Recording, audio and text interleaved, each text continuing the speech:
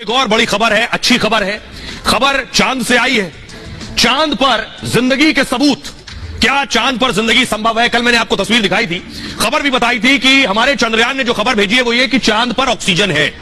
चांद पर ऑक्सीजन मिल गई। अब सभी के दिमाग में एक सवाल है कि ऑक्सीजन मिल गई तो क्या जिंदगी भी चांद पर मुमकिन है? क्योंकि जीवन जीने के लिए पहली जरूरत क्या है? वो है ऑक्सीजन। ऑक्सीजन रहेगी तो आप जिंदा रह सकते हैं। अगली तस्वीर दिखाइए। ये जो रोवर है यही चांद की सतह पर सब कुछ खोज रहा है। इसी ने ऑक्सीजन खोजी है, इसी ने 8 और चीजें खोजी हैं। अब अगली तस्वीर दिखाइए। यह है चांद की सतह। सतह देखकर आपको लगेगा इस पर कैसे जीवन संभव होगा, लेकिन जो चीजें मिल रही हैं वो ये इशारा कर रही हैं कि इस पर जीवन हो सकता है, घर बस सकता है, बस्ती बसाई जा सकती है। तो क्या चांद पर वाकई 200 साल बाद हो सकता है, 100 साल बाद क्या बस्ती बस सकती है? जो चीजें मिल रही हैं उसके बाद जरा रिपोर्ट देखिए।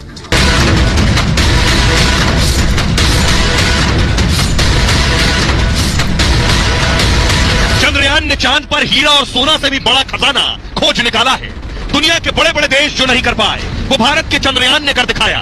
चंद्रयान ने चांद पर ऑक्सीजन खोजकर जीवन के द्वार खोल दिए हैं। सल्फर की जो स्पेक्ट्रल लाइन है वो क्लियर दिखती है, जो पहले अन्य जगह पे उतनी क्लैरिटी से नहीं दिखती थी। तो साउथ पोल पे जो भी जमीन उन्होंने एनालिसिस की उसमें सल्फर का प्रेजेंस क्लियरली दिखता है। चांद पर अगर ऑक्सीजन मिल गई है तो क्या चांद पर जीवन संभव है? क्या चांद पर भविष्य में बस्ती बसेगी? क्या चांद पर लोग जा सकेंगे? चंद्रयान ने सिर्फ ऑक्सीजन नहीं खोजी, आयरन, सल्फर जैसे 9 खनिजों को खोजकर उसने चांद पर जीवन के सूत्र का रास्ता बना दिया है। यानी बहुत जल्द चांद पर बसने वाली है बस्ती।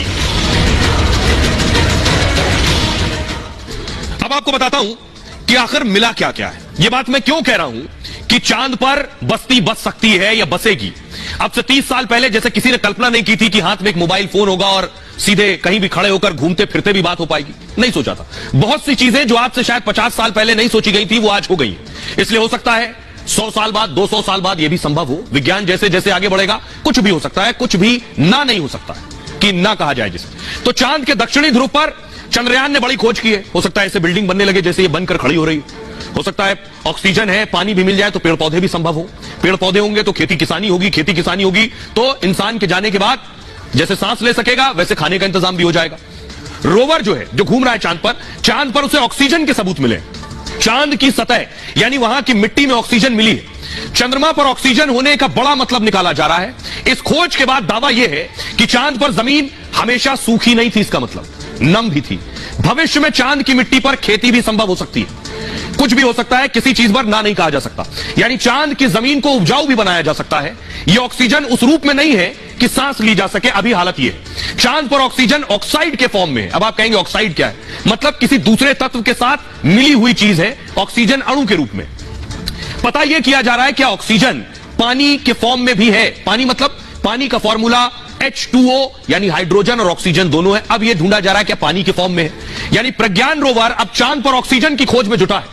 अगर चांद पर हाइड्रोजन ढूंढ रहा है, अगर हाइड्रोजन मिल जाती है तो यह बहुत बड़ी खोज होगी। ऑक्सीजन मिल गई, हाइड्रोजन ढूंढ रहा है। हाइड्रोजन ऑक्सीजन को मिलाकर पानी बनाना संभव होगा। चांद पर पानी का मतलब होगा जीवन की पूरी पूरी संभावना। इसके बाद चांद पर बस्ती बनाने की कोशिश हो सकती है। चांद पर मिला पानी मशीनों को ठंडा करने के भी काम आएगा। चंद्रमा का पानी रॉकेट के ईंधन में भी इस्तेमाल होगा।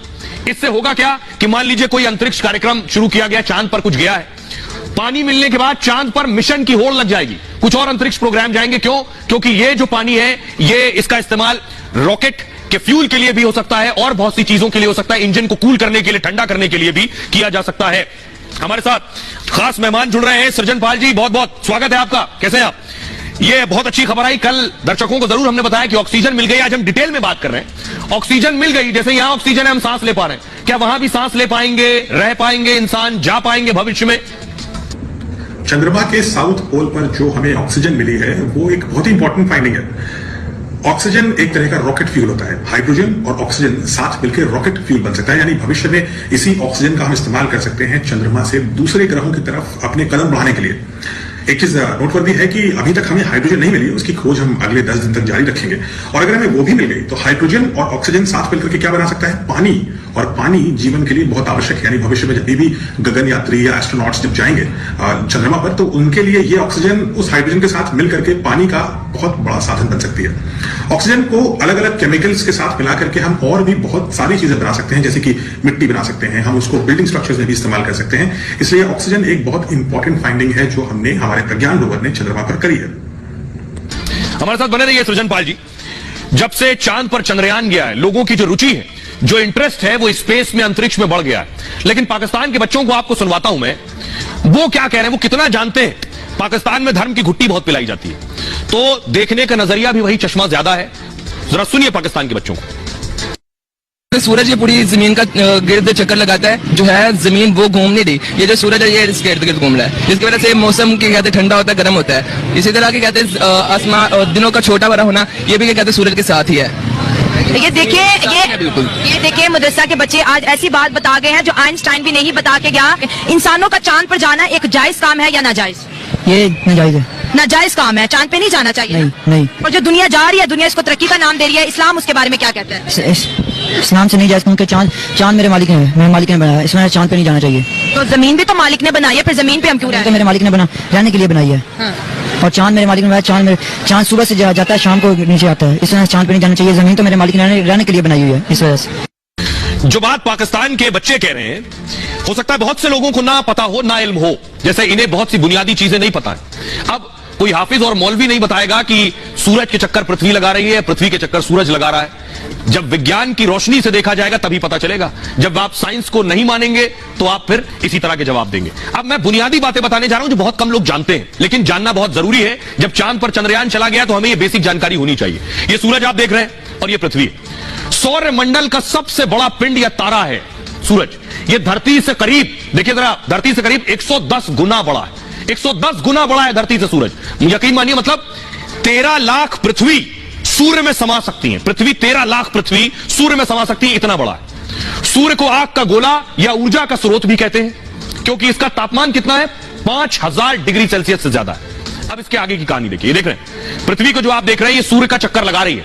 ये आपके लिए ग्राफिक्स के जरिए हम दिखा रहे हैं कि ये ऐसे चक्कर लगा रही है, वरना ये अपनी धुरी पर भी घूम रही है। जब ये धुरी पर घूमती है तो ये दिन और रात होते हैं। कभी यहां दिन है तो किसी और देश में रात है, क्योंकि ये धुरी पर भी घूम रही है। और ये ऐसे घूमते हुए 365 बार घूम जाती है। ये ऐसे भी घूम रही है और ये धुरी पर भी घूम रही है। धरती जैसे सभी 9 ग्रह सूर्य के चक्कर लगा रहे हैं। धरती, जो मैंने आपको बताया, ये 365 बार ऐसे घूमती है और एक चक्कर लगाती है सूर्य का। पृथ्वी से सूर्य की दूरी 15 करोड़ किलोमीटर है और धरती गोल है और एकमात्र ग्रह है जहां जीवन है। पृथ्वी में 70% से ज्यादा हिस्सा पानी है। चंद्रमा, अब देखिए चांद आ गया, देख रहे हैं आप चांद। चंद्रमा पृथ्वी का एकमात्र प्राकृतिक उपग्रह है और करीब 27 दिन में एक चक्कर पूरा करता है। चांद भी क्रिकेट बॉल की तरह आकार में गोल है, देख रहे हैं, पृथ्वी के चक्कर लगा रहा है। चांद खुद को रोशनी से नहीं चमकता है। चांद किससे चमकता है? सूरज की रोशनी चांद पर पड़ती है और जिस तरफ हमारे होता है वहां हमें चमकता हुआ नजर आता है चांद के रूप में। धरती से चंद्रमा की दूरी 3,84,000 किलोमीटर है। इसी चंद्रमा पर चंद्रयान 3 ने नई खोज में हासिल किया है बहुत कुछ। मतलब अगर भारत चांद पर जिंदगी की तलाश कर रहा है। अब आपको बताता हूं कि आखिर आज हमें क्या हासिल हुआ है। जो हासिल कल रोवर को हुआ, ये ग्राफ जो देख रहे हैं, ये ग्राफ इसरो ने जारी किया है और इस ग्राफ के जरिए यह बताने की कोशिश है कि कौन सा खनिज कितनी मात्रा में मिला है और इसके अपने आप में बहुत मायने। अब आपको बताता हूं जो खनिज मिला है उसके मायने क्या है। सीधी सरल भाषा में समझिए जरा। बहुत से लोग सोच रहे हैं ये सल्फर का मतलब क्या है, आयरन का मतलब क्या है, तो क्या करें, ये मिल गया है। ये देख रहे हैं, ये रोवर घूम रहा है चांद पर और इसे सल्फर मिला। ये जो सल्फर है ये हल्के पीले रंग का पदार्थ होता है। ये स्वाद और गंध रहित होता है। अब सल्फर क्या काम आता है? कार की बैटरी हो, तेल रिफाइनिंग में इस्तेमाल होता है इसका, बारूद कीटनाशक बनाने में इसका काम आता है, पानी की सफाई और खनिजों के खनन में इस्तेमाल होता है। मतलब चांद में आगे की खोज में ये बहुत बड़ी भूमिका निभाएगा। आगे बढ़ा दे, देखिए टाइटेनियम भी मिल गया, अब क्रोमियम भी मिल गया, एल्युमिनियम मिला है। एल्युमिनियम मतलब ये बेहद हल्की और मजबूत धातु है। बर्तन से लेकर कलपुर्जे भी इस्तेमाल होते हैं, कलपुर्जों में इस्तेमाल किया जाता है। इससे हीटर की कॉइल और फॉयल पेपर बनाए जाते हैं एल्युमिनियम से। पेंट, गाड़ियों और खिड़कियों में भी इसका इस्तेमाल होता है। चांद पर इंसानी बस्ती बसाने में भी इसका काम आएगा। अब देखिए कैल्शियम भी मिल गया इसे। शरीर के लिए बेहद जरूरी पदार्थ है कैल्शियम। अब कैल्शियम जो मिला इसका क्या काम है? हड्डी और दांतों के लिए फायदेमंद है। दवा से लेकर खाद्य पदार्थ में इसका प्रयोग होता है। सीमेंट और कांच बनाने में भी इस्तेमाल होता है। कैल्शियम मिलना जिंदगी की संभावना बढ़ाने वाला है। आयरन भी मिल गया है चांद पर। पूरी पृथ्वी, हर जीव में होता है आयरन। इंसान के खून में, मिट्टी में भी आयरन है। मजबूत ढांचा बनाने में भी इस्तेमाल होता है इसका। इससे कार, जहाज, विमान, रेल सब में इस्तेमाल होता है। इमारत से घर के सामान तक इससे बनते हैं। मतलब धरती जैसी संभावना चांद पर है। टाइटेनियम भी मिला। दुनिया की सबसे मजबूत और हल्की धातु है टाइटेनियम। एयरक्राफ्ट से बुलेट प्रूफ जैकेट तक इससे बनते हैं। मेडिकल, केमिकल और खेल के सामान भी बनते हैं। क्रोमियम भी मिला है ऊपर। अब आप कहेंगे क्रोमियम क्या वस्तु है? शरीर के लिए पहले तो क्रोमियम बहुत जरूरी है। मोटापा घटाता है, डायबिटीज कंट्रोल करता है। लोहा, एल्युमिनियम के साथ बड़े उत्पाद बनते हैं क्रोमियम से। क्रोमियम मिलना मतलब जरूरी पदार्थ मिलना। मैग्नीज मिल गया है।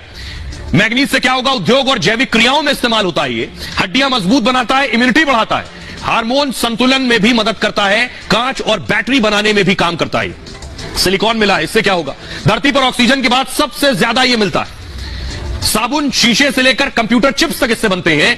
कंस्ट्रक्शन और ऑटोमोबाइल इंडस्ट्री में भी काम आता है। मतलब धरती जैसी संभावना चांद में नजर आ रही है। ये बड़ी बात यह है इस लिहाज से भी, अगर आप इसे ऐसे समझिए कि जिस जगह पर चंद्रयान गया है दुनिया का कोई देश नहीं गया, यानी दक्षिणी ध्रुव पर ये सारी चीजें मिल रही हैं। सज्जन पाल जी, एल्युमिनियम मिल गया है, सिलिकॉन मिल गया है, सल्फर मिल गया है। हमारे दर्शकों को बताइए क्या मतलब है इसका?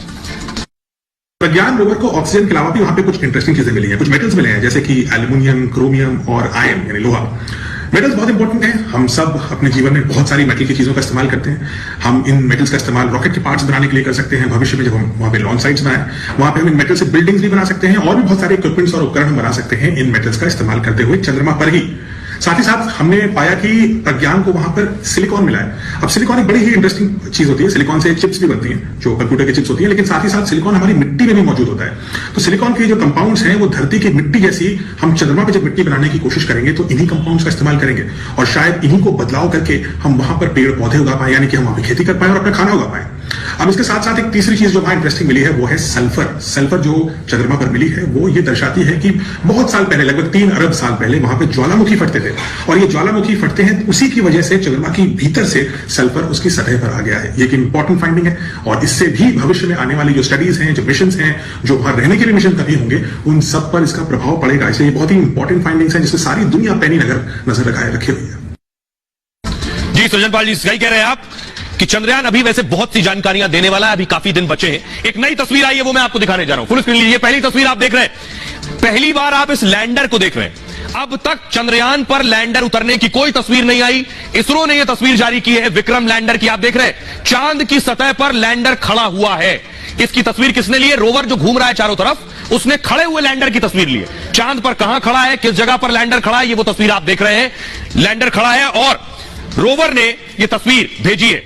अब आपको बताता हूं कि आखिर ये जो तस्वीर भेजी गई है ये इसरो में आई है तस्वीर। इस तस्वीर को कैसे पृथ्वी तक पहुंची है देख रहे हैं। ये तस्वीर इसरो में पहुंची है। ये तस्वीर भेजी है रोवर ने।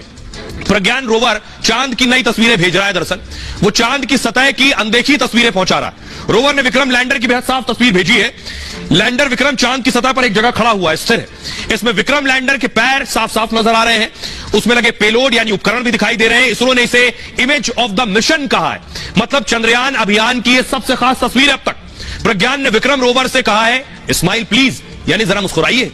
प्रज्ञान ये सब अपने खास कैमरों से कह रहा है और इसे प्रज्ञान रोवर की आंखें भी कहा जा रहा है। एक और तस्वीर देखिए। प्रज्ञान रोवर में 2 हाईटेक दरअसल नेविगेशन कैमरे लगे हैं। वो तस्वीरें भेज रहे हैं। एक कैमरा बाईं तरफ लगा है, दूसरा दाईं तरफ लगा हुआ। ये 2 कैमरे ही प्रज्ञान को आगे का रास्ता दिखाते हैं। प्रज्ञान इन कैमरों से तस्वीर खींचकर लैंडर को भेज देता है और लैंडर ये जानकारी इसरो को भेज देता है। कमांड सेंटर रोवर को आगे बढ़ने के संकेत देता है। एक बार में रोवर को 5 मीटर तक बढ़ने के संकेत मिलते हैं। उसके आधार पर ही प्रज्ञान रोवर रास्ता तय करता है। मतलब प्रज्ञान की आंखें चांद पर गड्ढे या चट्टान भी बताते हैं। ये तस्वीर देख रहे हैं, ये आगे जो गड्ढे और चट्टान है ये भी दिख गया उसको।